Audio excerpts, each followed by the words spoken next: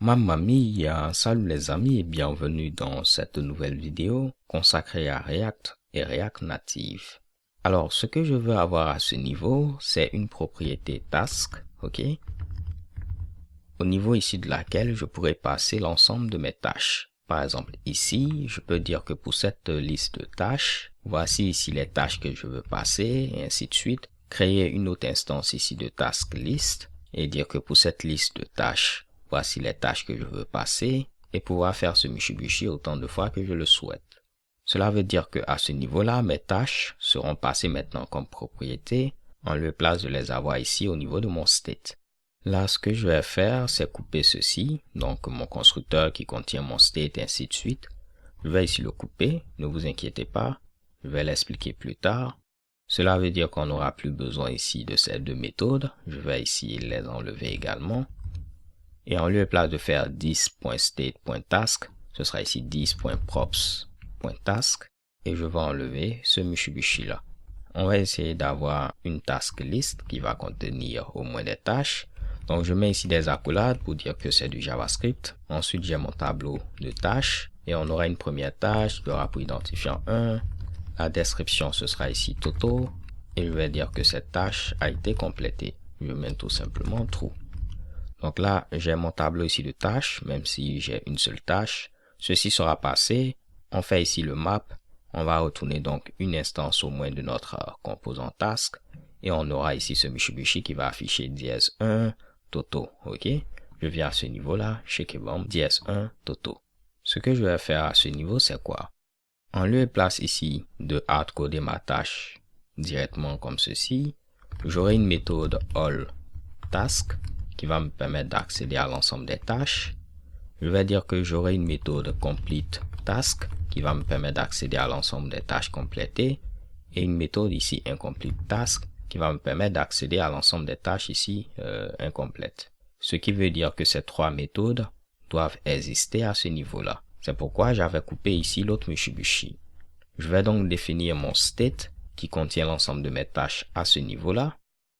Ce qui va faire que si je veux définir cette méthode allTask qui va retourner l'ensemble des tâches, je pourrais mettre simplement allTask et elle va retourner 10.state.task. Donc cette méthode va retourner tout simplement ce tableau-là. Ensuite, je vais copier ceci, le dupliquer. On aura maintenant complete task et ici un complete task. Là, c'est pareil à ce qu'on avait fait précédemment. Un petit filter task.complete. Je vais ici copier ceci, le coller et je rajoute mon point d'exclamation. Donc maintenant ici, mon state avec l'ensemble de mes tâches se trouve au niveau de task app. Et là, je retourne trois instances ici de task list et les différentes tâches pour ces listes seront passées ici comme propriété. Chacun de ces Mitsubishi fait appel à une méthode bien définie et normalement, tout doit continuer de fonctionner à la perfection. Je viens à ce niveau-là, Shakebomb, vous voyez.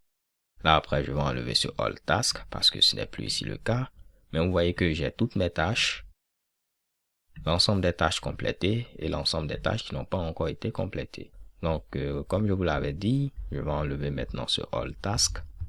Si on le veut, on peut passer par exemple une autre propriété, title, qui va représenter le titre qu'on veut avoir. Par exemple, ici, je peux mettre allTask. Là, je vais dire, ce sera complete task. Et pour terminer ici, ce sera incomplete task. Et là, je vais afficher au niveau d'un H1 la valeur de cette propriété title. Ce sera 10.props.title. Je viens donc à ce niveau-là. Et Shakebomb, all task, complete task et incomplete task. Là, vous voyez que maintenant, ce Mitsubishi devient stateless component parce qu'on n'a plus ici de state. Ce qui revient à dire que j'aurais pu mettre simplement const task list. Je vais recevoir ici mes props. Et là, je pourrais retourner tout simplement ce Mitsubishi là. Je vais tenter de régler le problème d'indentation. Normalement, rien de bien compliqué, n'est-ce pas les gars? Maintenant, partout où j'ai 10 props, je vais le remplacer par props. Mon annotation est réglée et je crois que tout sera bon. On va tester une dernière fois. On vient à ce niveau, shake-bam. Toutes les tâches, tâches complétées, tâches non complétées. Je vais pourquoi pas ici modifier mon state.